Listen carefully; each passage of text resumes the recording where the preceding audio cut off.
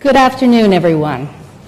It is my great pleasure to welcome to Princeton University and to introduce His Excellency Shaukat Aziz, the Prime Minister and Finance Minister of Pakistan.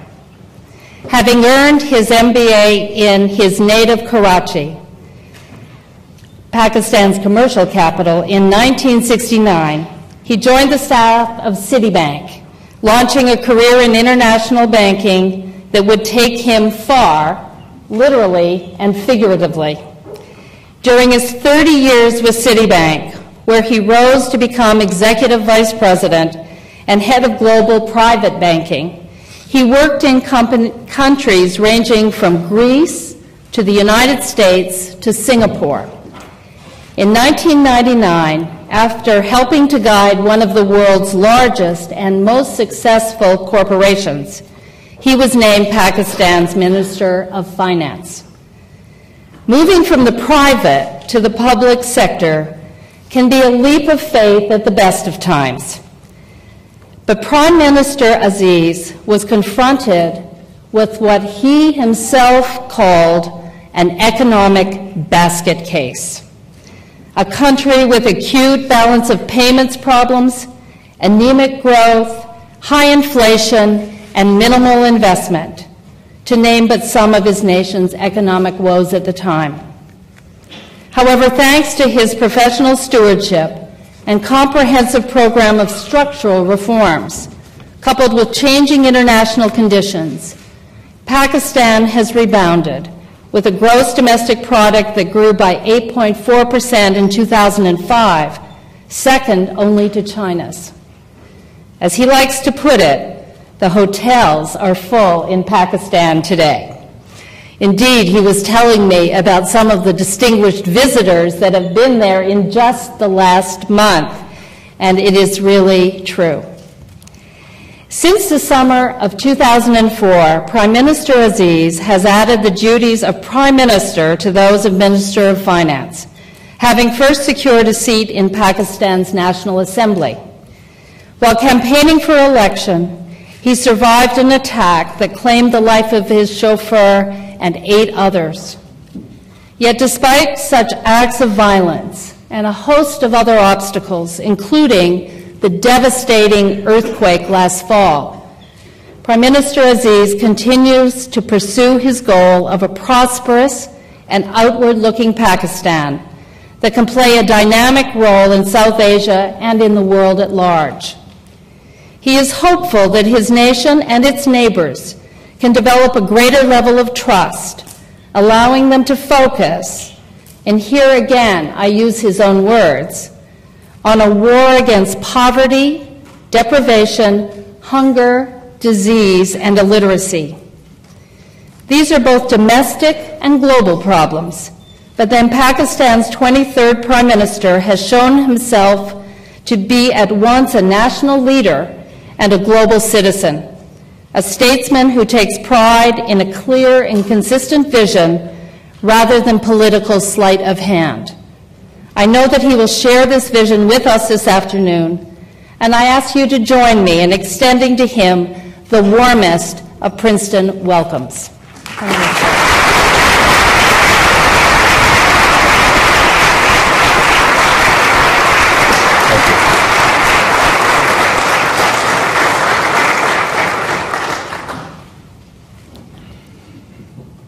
Madam President,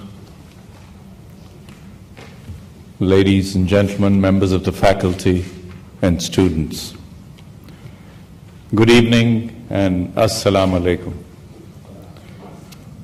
I consider it a real privilege to address such a distinguished gathering at Princeton University, which clearly is one of the most prestigious institutions of higher learning in the world.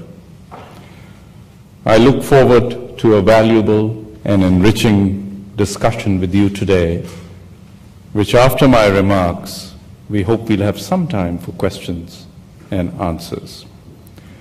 My current visit to the United States is related to the presentation to the United Nations Secretary General a report prepared by the high-level panel on system-wide coherence in the fields of development, humanitarian assistance, and the environment. As one of the three co-chairs, I participated in the preparation of this important report, released and presented to the UN Secretary General and the General Assembly earlier today. I referred to the panel report because my nomination as one of the co-chairs by the United Nations Secretary General underscores the increasingly important role that Pakistan is playing on the global stage. This leads me directly to the subject of my presentation before you today: Pakistan's role in regional peace and development. Ladies and gentlemen, in my presentation, I will speak about Pakistan's pivotal regional and global role, our present policies and orientation, and our aspirations for the future. This is important because Pakistan is a misunderstood country that unfairly suffers from a negative image. I will also talk about contemporary challenges of terrorism, extremism, and the ominous trends loosely described as clash of civilizations or value systems, and share my views on what needs to be done to address these threats. In highlighting Pakistan's role as a pivotal state, I will not dwell on the past, when Pakistan was an important ally of the West during the Cold War, or when we played a critical role to create a bridge between China and the United States that changed the political map of the world, or when Pakistan stood with the West to support the Afghan resistance to Soviet intervention that contributed to the seminal developments in the shape of upsurge of freedom and the end of the Cold War. I would like to point out factors relevant to Pakistan's pivotal role in the present circumstances, with important implications for our region and the world at large. Pakistan is critical for the security and stability of the adjoining region that encompasses Central Asia, South Asia, and West Asia, otherwise also called the Middle East. Pakistan is an important anchor of stability in the Muslim world. Future developments in Pakistan will influence developments in the entire Islamic world. Pakistan's popular ethos makes it a moderate society which was disturbed by the events relating to the Afghan conflict. But we are now emerging from the shadows of that unfortunate development. Pakistan is a vibrant, evolving democracy in the Muslim world, with the media enjoying unprecedented freedom. You may know, ladies and gentlemen, that in Pakistan today we have 50 private TV channels, all free to comment on everything which happens in the country, and adding to the press freedom which we are pursuing in the print and the electronic media. Pakistan can be an important bridge between the West and the Islamic world for promotion of understanding and amity. Pakistan's aspiration to become a hub of economic activity with trade, energy, and communication corridors augurs well for the peace and development of the vast adjoining regions where the United States has important interests at stake. Ladies and gentlemen, before I discuss our views and our policies, I need to clarify a misperception about Pakistan in its portrayal, mostly in the media, as a breeding ground for extremism and terrorism. When Afghanistan became the last front of the Cold War, the world community and Pakistan stood together to check the Soviet advance. Over 10 long years during the 80s, conflict raged in Afghanistan with active involvement of most of the free world. Nearly 30,000 youth from the Middle East were brought to the Afghan front for jihad against the Soviets. The free world benefited from that struggle, but Afghanistan and Pakistan paid a heavy price. When the Soviets withdrew, Afghanistan suffered international neglect for more than a decade, and Pakistan came under sanctions. Meanwhile, developments in Bosnia and in the Middle East, especially the Gulf War, influenced many Arab youth who remained in Afghanistan, and many of them coalesced into Al-Qaeda with their own agenda. Pakistan was not responsible for the creation of this group, which is regarded as the primary source of terrorism in the world today. We are being blamed, in a sense, for the phenomena that was not our creation.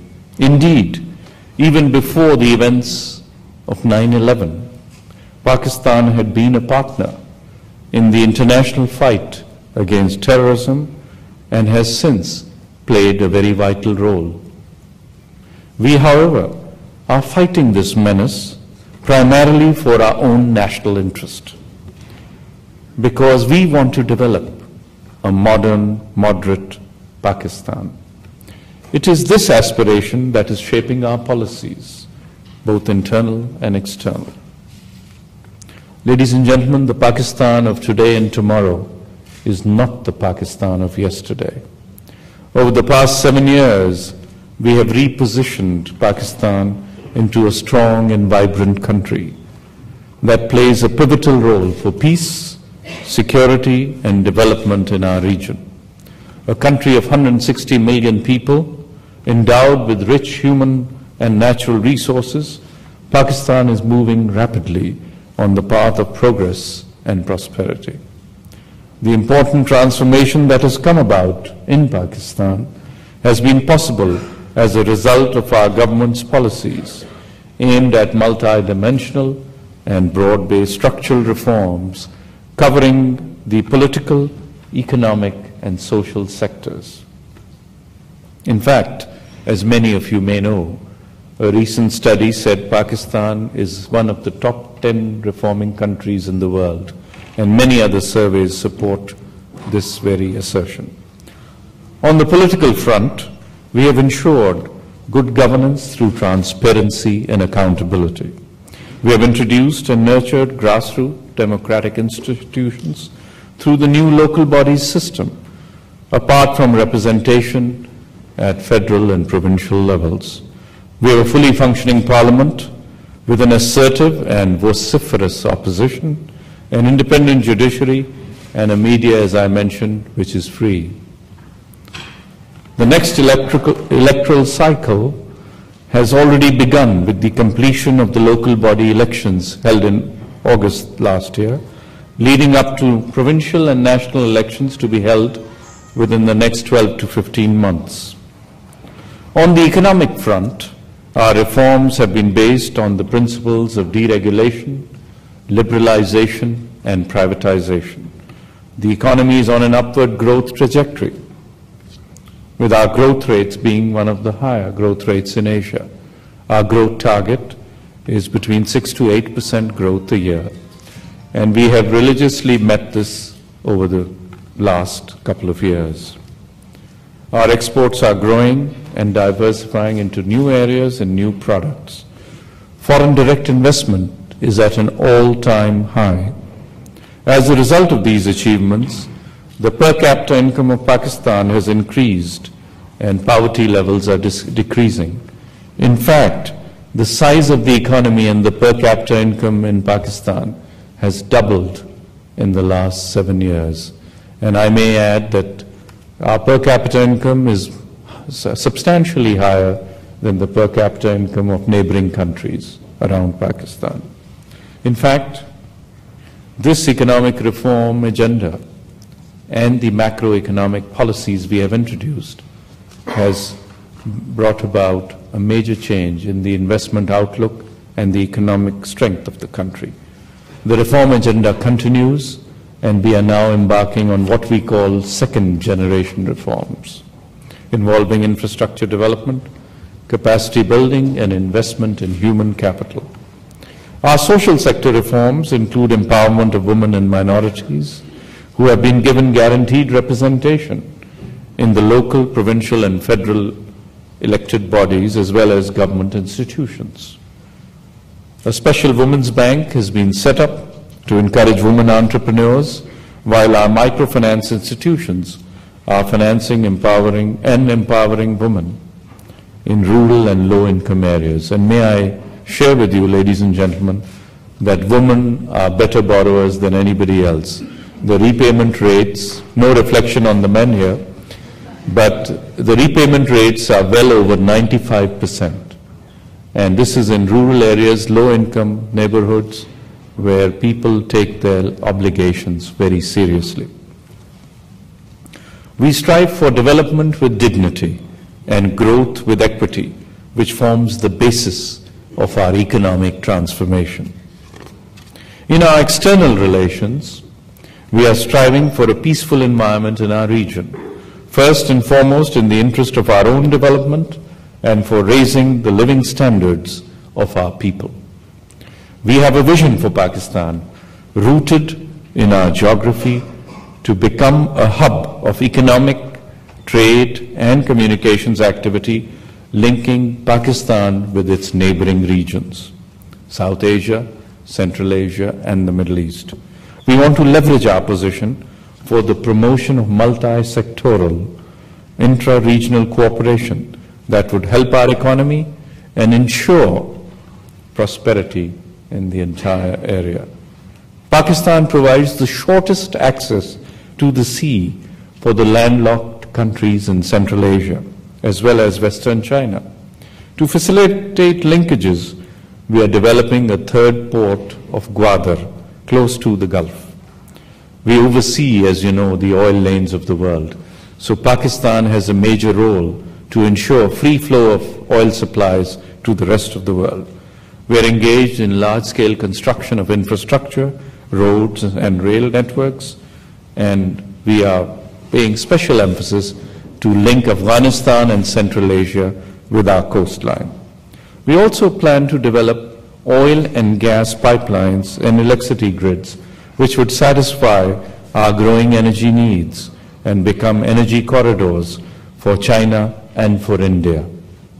We are conscious that for the realization of these ambitious objectives, we need to promote peace and help conflict resolution in the region. Ladies and gentlemen, China is our largest and closest neighbor, with which we share a long-standing strategic partnership. Our broad-based and multidimensional relationship with China is a key factor for peace, development, and stability in the region. Last year, our two countries signed an agreement for strategic cooperation. Later this month, Chinese President Hu Jintao will visit Pakistan on a state visit, which will be another turning point in the already close relations between our two countries. Ladies and gentlemen, a stable, conflict-free, cooperative relationship between Pakistan and India holds the key to durable peace and prosperity in South Asia. The peace process, launched in 2004, serves the interest of both countries and the entire region. Since then, there has been an improved atmosphere and increased people-to-people contacts, but we must now move towards dispute resolution. We must address the malaise and not just the symptoms. We believe that a historical opportunity exists to resolve the Kashmir dispute in a manner acceptable to Pakistan, India, and above all, the Kashmiri people. The international community can help by encouraging both countries to move forward and make meaningful and tangible progress. We desire to see peace and stability in Afghanistan, which is in the vital interest of Pakistan. Many of our aspirations for the security and prosperity of Pakistan depend on a peaceful Afghanistan with a stable government. We see terrorism, extremism, and Talibanization in the area as a threat that needs to be countered effectively. Towards this objective, we are cooperating with the Afghan government as well as the multinational forces present there.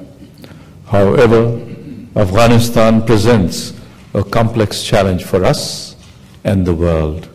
Any development in Afghanistan has a direct bearing on Pakistan. The Soviet military intervention of this country in 1979 and the subsequent conflict has had far-reaching consequences on our country.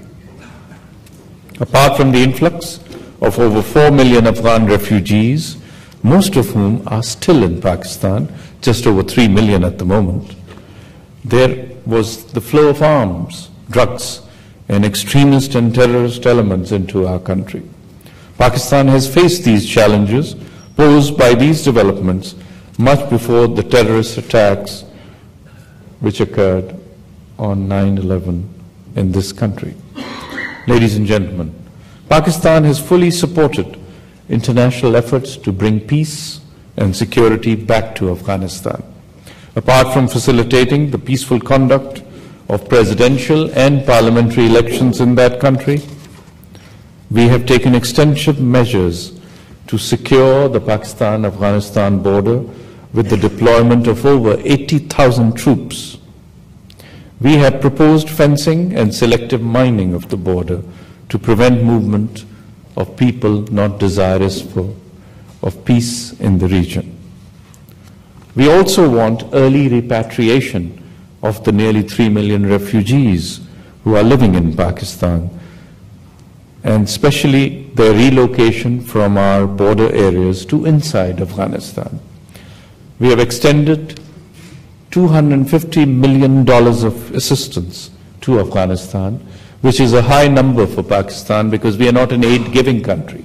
We in fact receive aid from many countries, but we felt that we must contribute to Afghans' growth, development, and building of their infrastructure. We have also provided unrestricted trade access to Afghanistan because it's a landlocked country. However, much more still remains to be done in Afghanistan. The international community must shoulder its responsibility and live up to its commitments, especially for development assistance. It is also necessary to help Afghans overcome the problems posed by drug trafficking and poppy cultivation. It must be recognized that narco-terrorism, the nexus between drug traffickers and terrorists, continues to pose a major security threat for the entire world. Peace and stability in Afghanistan will eventually depend on the success of national reconciliation and reconstruction that brings about the change in the lives of the people and addressing the problems of drugs, gun running, and corruption that are now receiving increasing international attention. Ladies and gentlemen, turning to Iran, Iran is our other neighbor with whom we share a long history, a common culture, and good relations. As part of our bilateral cooperation, we are exploring the setting up of a gas pipeline, which would extend onwards to India. As an energy-rich country, Iran plays a significant role in the region, and Pakistan's policy is to engage with the Iranian leadership to promote regional peace and cooperation. The brewing crisis over the Iranian nuclear issue is a cause of obvious concern in Pakistan. We recognize Iran's right to use nuclear energy for peaceful purposes under appropriate safeguards and guidelines. But Iran must also abide by its obligations under the NPT, consistent with its public statements disavowing any intention to develop nuclear weapons. In our view, this issue must be resolved through dialogue and discussion.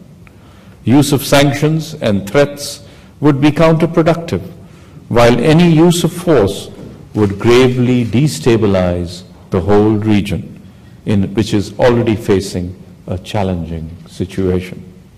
Pakistan will continue to do its part and advise restraint to all stakeholders.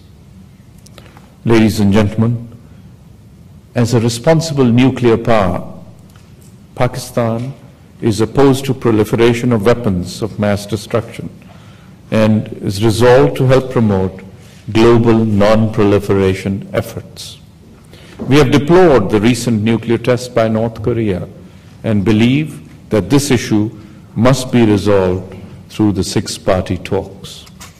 It needs to be clarified that Pakistan was not the country which contributed to nuclear proliferation in South Asia. We were obliged to respond in order to ensure our security by establishing a credible nuclear deterrent. Today, our strategic doctrine is based on minimum credible deterrence. We therefore support nuclear restraint and are opposed to an arms race in strategic or conventional weapons in South Asia, having put forward the proposal for a strategic restraint regime in South Asia. Domestically, once our deterrence became an overt reality in 1998, we have put in place an effective command and control system with comprehensive laws and regulations to prevent the export or pilferage of sensitive nuclear materials and technology. Our commitment to global non-proliferation goals is unilateral, and we consider ourselves as a partner in the advancement of these objectives. However, we cannot accept discrimination, especially with regard to access to civilian technology for nuclear power generation under international safeguards. We are ready to accept any safeguards for our civilian facilities. Our energy requirements are rapidly increasing and are no less important than those of any country. In fact, ladies and gentlemen, the annual increase in electricity demand in Pakistan is 8 to 10% a year, and we have a plan to augment our resources of generation over the next 25 years, including access to hydel electricity, thermal electricity, and nuclear energy, as well as alternate energy using biomass, wind power, and solar energy.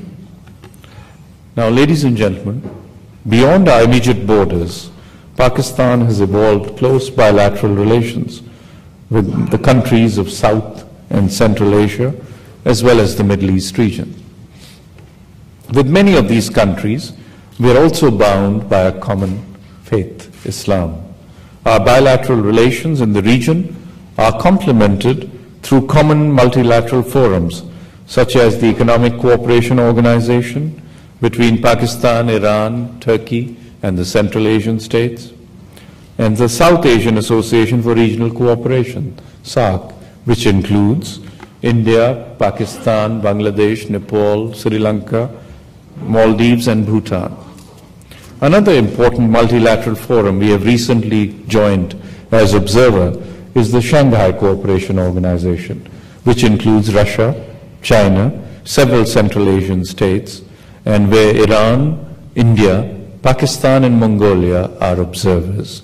These multilateral forums provide Pakistan a large regional footprint, with opportunities for mutually beneficial engagement towards regional peace and security. Ladies and gentlemen, as a preeminent global power, the United States has traditional and abiding interests in our region. During the Cold War, Pakistan and the United States were allies against the spread of totalitarianism and Soviet expansionism. It was as a result of our intense cooperation that the last battle of the Cold War was fought and won in Afghanistan with the retreat of the Soviet forces. In the post-Cold War global environment, qualitatively new and potentially more dangerous threats have emerged which necessitate a new strategic partnership between Pakistan and the United States. At this juncture, it is instructive to learn from history that a strong Pakistan-US partnership has always been beneficial to both sides, while at times of difficult relations, the interests of both sides have suffered. Today, Pakistan-US relations are pivotal both regionally and globally. These relations are now on an upward trajectory, and we have put in place the elements of a robust and broad-based strategic partnership. Cooperation between Pakistan and the United States is essential for peace and development in the world as well as in our region. We are involved in joint struggles against extremism and terrorism. We are committed to forging a better understanding between Islam and the West. We have shared interest in addressing proliferation concerns. We are cooperating to promote peace and security in South Asia. We have shared interest in a peaceful, stable, and prosperous Afghanistan, and we both seek development and prosperity in Central Asia. And at the same time, we recognize the urgent need for peace in West Asia and the Middle East. Ladies and gentlemen, we are, however, facing several challenges which threaten to destabilize the international system, undermine peace, and retard development. Pakistan and the US must work together with other like-minded states to address these interrelated challenges. Most importantly, we must devise an effective strategy to overcome the threat posed by international terrorism, which has multiplied into a myriad of problems. Pakistan remains a key player in this war against terrorism. We have made several efforts to contain this and help ourselves and the world to counter terrorism. We remain very committed in this effort and are doing so in our own national interest. Our effort against terrorism is for peace and security in our country. And this process, which has resulted in substantial achievements, will continue because the scourge of terrorism must be opposed at every level. Most importantly, it is crucial for us, all of us, no matter where we are, to address the root causes of terrorism, which we believe arise from deprivation, injustice, denial of freedom in the shape of long-standing conflicts afflicting the Islamic world, such as Palestine, Iraq, Lebanon, Afghanistan, and Kashmir, which have caused anger and frustration in the people. It is also necessary to reject the false notion of linkage between terrorism and Islam. Terrorism knows no borders or religion. Islam is a faith which propagates peace, tolerance, and harmony. Nevertheless, Islam sometimes is misunderstood and misrepresented, owing to the actions of a few people showing extreme views. Accordingly, we must challenge such theses as the clash of civilizations. Instead, we must promote inter-civilizational harmony and understanding through dialogue and discussion.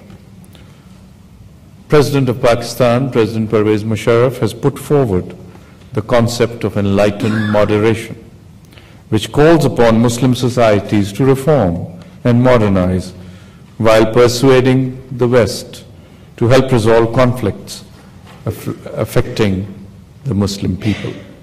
Ladies and gentlemen, we must recognize the success of the international campaign against terrorism, that this is being undermined by conflicts that are raging in many parts of the world. In Palestine, in Iraq, in Afghanistan, and until recently in Lebanon.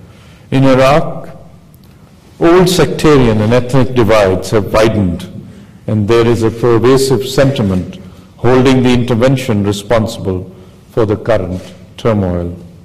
The presence of foreign troops is no longer seen as benign or an agent of change for the better.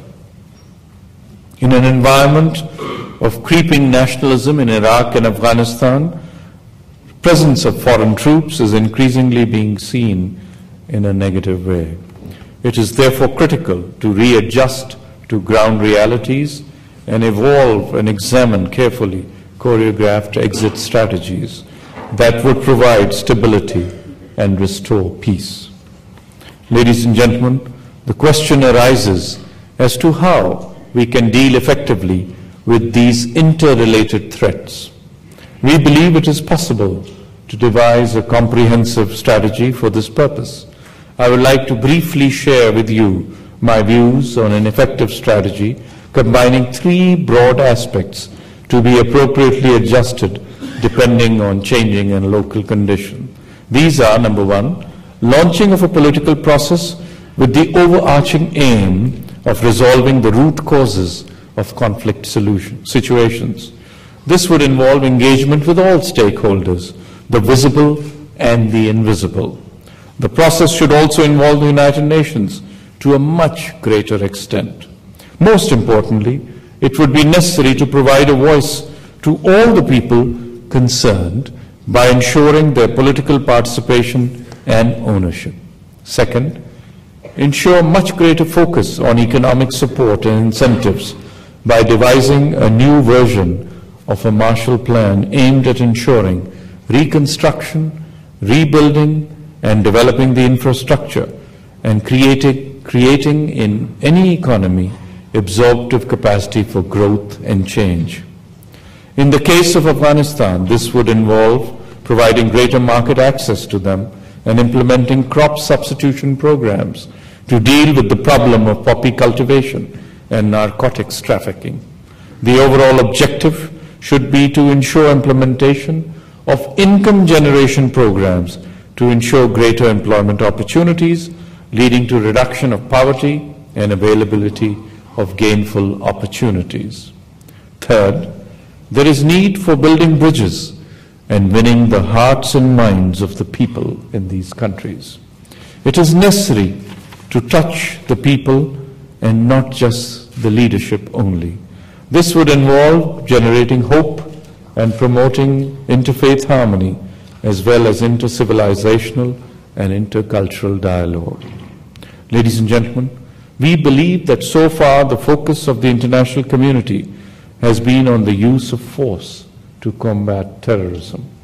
We must recognize that it is impossible to win by military means alone. It is time to resort to a more holistic and broad-based approach which addresses the threat of terrorism along with its related effects. A permanent victory against terrorism can only emerge from a strategy that will win the hearts and minds of the affected people. Whoever they are and wherever they may be, people want a better future for themselves and their children, and of course, their coming generations. It is up to us to give it to them. Only then can we begin to create conditions for a durable and lasting peace. Only then can we provide an enabling environment for growth and development. In conclusion, ladies and gentlemen, I would like to say that in our view, Pakistan is ideally positioned to work with many friendly countries around the world to promote peace and development in our region. We are convinced that cooperation rather than confrontation should be the guiding principle in tackling complicated relations at the regional and global level. We remain ready and willing to fulfill our role as a force for peace, stability, and prosperity.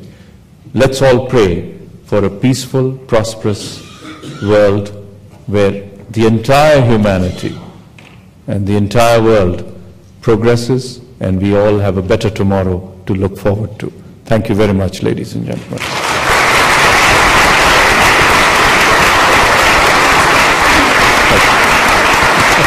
Thank you all.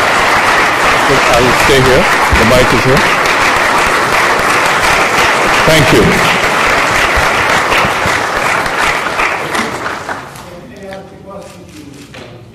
Yeah, just a second. I will take a few questions. Please identify yourself and then be brief in your question. Yes, sir. My name is Dr. Khalid Khan. Mr. Prime Minister, I understand that you are a citizen of Pakistan. Today, you are the Prime Minister of Pakistan.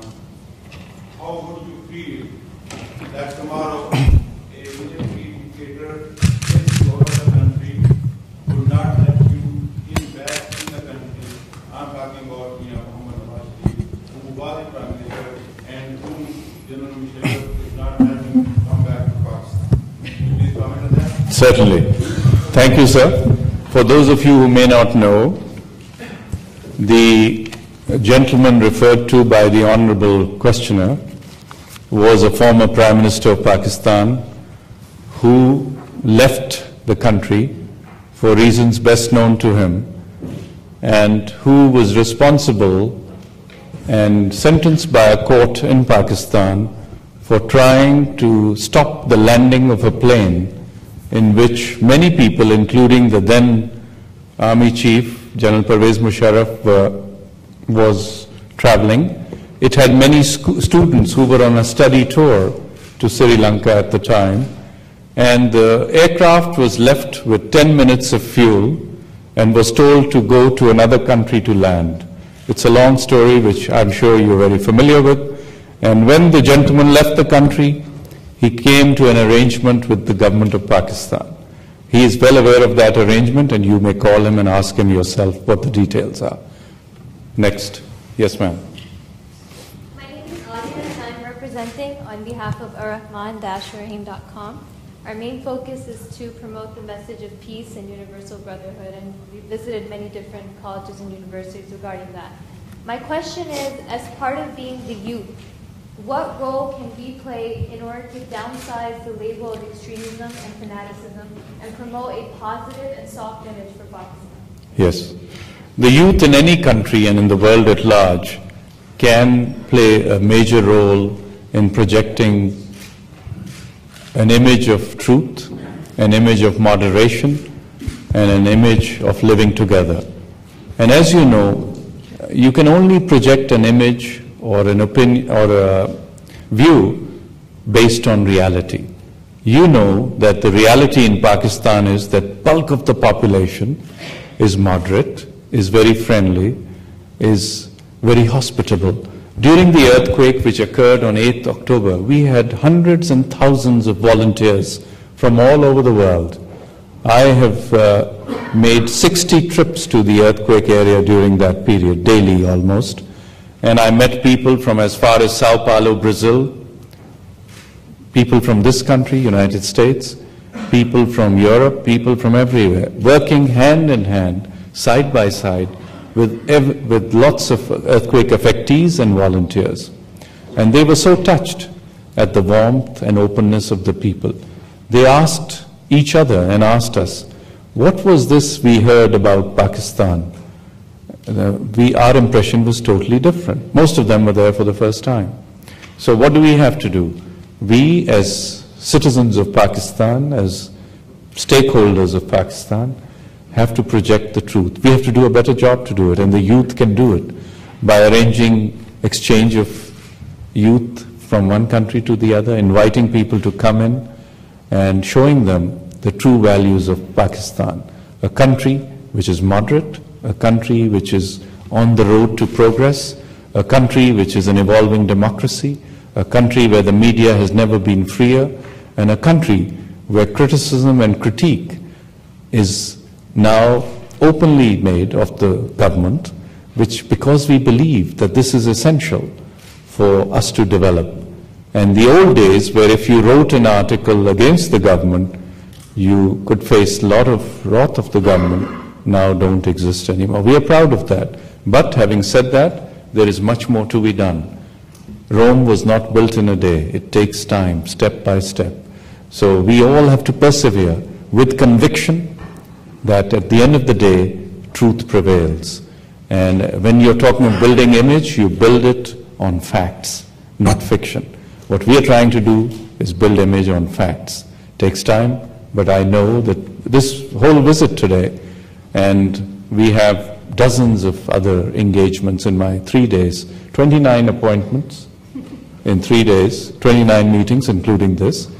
The purpose is to project Pakistan in its true light. We know that many people have different views about our country. And we understand, because everybody has a right to think and act the way they want. But we also know that the Pakistan of today and tomorrow is very different than the past, that the country is growing, the country is progressing. Our foreign direct investment, for example, in the last year was the highest since our independence. And these things are happening. It's creating jobs, activity. Does that mean there are no poor people in Pakistan? Of course not. There are poor people in every country. But we are changing. And we are projecting ourselves as a nimble, no-nonsense, professional, transparent government. And let me tell you another thing, ma'am, that today we are proud of one other fact, that nobody can raise a finger against the President or Prime Minister on issues of integrity. We are very proud that this is the case, because that's how you build a country, and that's what we're trying to do. Thank you. Lots of questions. Oops. Yes, yeah. There was a lady I promised who was wearing a rainbow sweater. Oh, there you are, ma'am, yes, please. I promised you I'll give you a chance. Please go ahead. You talked a little bit about the peace process in Kashmir. Victoria, yes. Thank you very much. You talked a little bit about the peace process in Kashmir, but could you describe what concrete steps you intend to take to calm the situation and to improve your relationship with India? Thank you. Yes. Kashmir is the core issue between India and Pakistan, as I mentioned in my remarks. Kashmir is a part of a territory in the north of Pakistan, which has two areas. One is called Azad Kashmir, which is with Pakistan, and the other part of Kashmir is with India. Pakistan has proposed demilitarization, joint management to India, and creating an atmosphere where first, when we withdraw troops, then we said, let's encourage self-governance. Let the people manage their own affairs. And then joint management for certain issues which are not local in nature. Why have we done this? We have done this because we believe that Kashmiris have suffered and their cause must be heard. And this way we create an environment or a solution which allows them to breathe and develop. Of course, there are hundreds and thousands, there are about 500,000 troops in Kashmir today, in the Indian part of Kashmir. So if you demilitarize, the level of tension will go down. And if you talk to the Kashmiri youth who has to go to a college like this every day, who is frisked and checked and stopped 5-6 times a day going home and coming to college, that really hurts. So what we are trying to do is find, number one, a peaceful solution. The solution to the Kashmir dispute has to be through discussion and dialogue. It must engage all three stakeholders, Pakistan, India, and the Kashmiri people. And for this to happen, with some of the ideas we have given, but we are open to more ideas, like demilitarization, self-governance, and joint management, we are also saying that we need, at the moment, to solve this issue, from all the stakeholders, courage, magnanimity, flexibility, and leadership. Then we can solve the Kashmir issue and bring sustainable peace in South Asia. Yes. Assalamu alaikum, Prime Minister. My name is Manal Ahmed, and I'm a graduate student in the history of art. Some of us took 3 trains to come here to hear you speak, because you're more accessible here to us as Pakistanis than you are in Pakistan. And we're very curious what it would take to find a process whereby one can apply to work with your cabinet, work with your ministers, work with all your various offices, if you don't have an uncle who works with you. If you don't have a? An uncle who works for you. Yes. Very good question. First of all, let me say that even if you don't have uncles, you can do very well in Pakistan. I have no uncles. I come from a middle class background myself. I have no factories, no lands, no uncles. And I have uncles, but they are ordinary people. And even today, if you ask somebody, do you know the Prime Minister's brothers, sisters, uncles, aunts, you won't hear about them. Because they're normal people, they're very happy the way they are living. But what we are trying to do, ma'am, in Pakistan is what most of us did to get where we are. We are trying to create a meritocracy. We are trying to create a culture which is contrarian to what people believe in. The traditional culture in Pakistan, which is influenced by a feudal mindset, is who you know, not what you deliver. What we have tried to do is change this culture. And to some extent, we have succeeded. Where we are encouraging meritocracy, we are making the recruitment process very transparent. For example, let me give you an example. In the central bank, we wanted to hire new people. So, the moment we advertise, the phones start ringing. Uncles, cousins, brothers, could you give him a job? We said, everybody has to go through a test, which is done by an independent testing agency. And whether it's an uncle or a cousin or brother or sister, you appear for the test, and lo and behold, the phones stop ringing.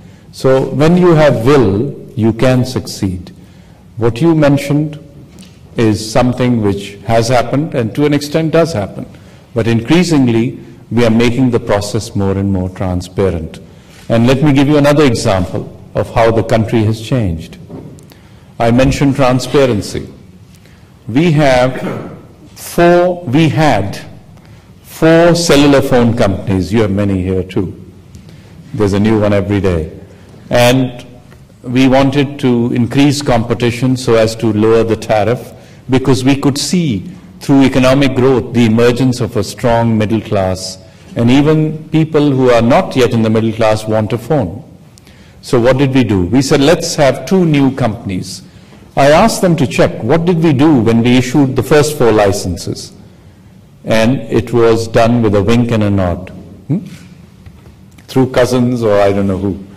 What I decided we would do is we said we will take the ballroom of the local hotel, rent it, get live TV coverage, and then auction the license after preparing a list of pre-qualified bidders, because naturally you have to be in the industry. And do you know what happened, ma'am? We got $291 million each for a piece of paper to allow a company to operate a cellular phone license in Pakistan. This is what transparency is. We could have easily done the wink and the nod approach, but not in this government. And so we got these companies, and who did we attract as investors when they saw how we were conducting? Telenor of Norway, one of the largest cellular phone companies, and the second is a consortium of investors from the Middle East. The next example, income tax. We all pay tax. I'm sure you pay tax here. So, in Pakistan, if you were the tax czar, we had an old system where for example, for Princeton, there would be somebody in charge of taxes. And if you give your tax return and say, my income is $50,000, that person would say, no, it's $200,000. And his or her word, I'm exaggerating a bit to make the point, but it's close to the truth. His or her word, the tax officer's word, is final. Then you would negotiate, and the income would be reduced, and you would pay some taxes. Your actual income was probably $1 million. So that was the system. You declared much less. Now what have we done? Very simple. But where there's will, there's way. What did we do?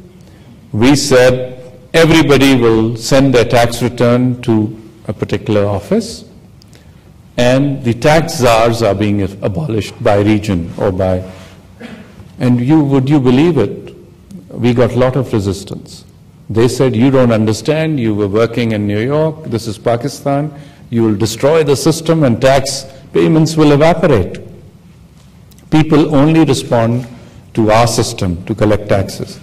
So when we did this, the resistance came from the tax department. They said, this is terrible, you will destroy it. Second, from tax lawyers, tax advisors, because they were intermediaries in settling taxes. Third, from the taxpayers. That horrified me. I said, why are you taxpayers complaining? We're making the system so transparent. They said, for years we have invested in our local tax officer, going to his kid's birthday, his daughter's marriage, and what have you. And now suddenly we have to send it, and what will happen then? I said, we will have a computer, like you have everywhere else, decide who will be audited. And if you are audited, you better have your facts ready, otherwise you will be in trouble. Lo and behold, ma'am, the tax collection is rising 20 to 25% a year. People are happy because nobody hassles them. There's no negotiation anymore. So that's another case of if you have the will, you can succeed. And so the uncles, the aunts, whoever, less important. And when people see, both the president and I come from middle-class families. We are self-made. We've worked hard to get to where we are. We're very proud of what we've achieved. Thank you. I'm afraid. One more? Last question. Last question. Last question. Yes, you've been very patient. Yes. A lady. Oh, man. Okay. Democracy in Pakistan. Excuse me, Prime Minister, I've got a question about democracy in Pakistan. Yes, the election. You told me you'd ask me. I'm ready for it. I'm pleased. Thank you very much. In particular, the election next year. What are your hopes for a free and fair election, and how does the government plan to facilitate an election in line with international standards in light of the intense criticism of the last elections in 2002 and the referendum? First of all, let me tell you, we have no chads in our election process. You know those things which hang? If I could just ask about one more specific, which was whether General Musharraf would relinquish his title of Chief of Army Staff and give up his uniform. Thank you very much. Okay. Thank you, sir, for a good question. First of all, the electoral process in Pakistan will be a public process in line with the laws and regulations of Pakistan, which means free and fair elections. And we always invite, when we have elections, and you're most welcome, international observers. Even the last elections, there were observers from all over the world. And again, this time we have said that we will open up all our elections for review, for monitoring by anybody who wants to do so. So our conscience is clear, and we would welcome you or anybody else. Get a group together and come, and we'll make sure you get access everywhere. The electoral process in Pakistan is monitored by an independent election commission under our rules and regulations, and we are very proud of them in the sense that they are transparent. Okay? So now the other question was, did you say when will they be held? No. They'll be held. We have a parliamentary system, and the leader of the House in the Assembly, which is myself, can ask for elections anytime, but the term of this Parliament will end around November of next year. As regards the dual office of the President, who has the office of the President of Pakistan and the Chief of the Armed Forces, this was agreed under the laws of Pakistan by Parliament, passed by a law, by majority, in the statutes of the country for a specific purpose at the time. And some of the opposition parties also voted for this law. So so long as the law allows him to keep dual office, I'm sure he'll keep the office. Thank you very much, ladies and gentlemen. I'm going to just ask people to sit and sit. I know that all of you join me in thanking Prime Minister Aziz for visiting Princeton and for giving us his vision for the new Pakistan.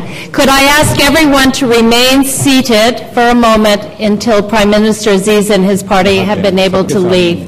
Thank you very much, everyone, and particularly thank you for coming today. Thank you, everybody. You've been a great audience.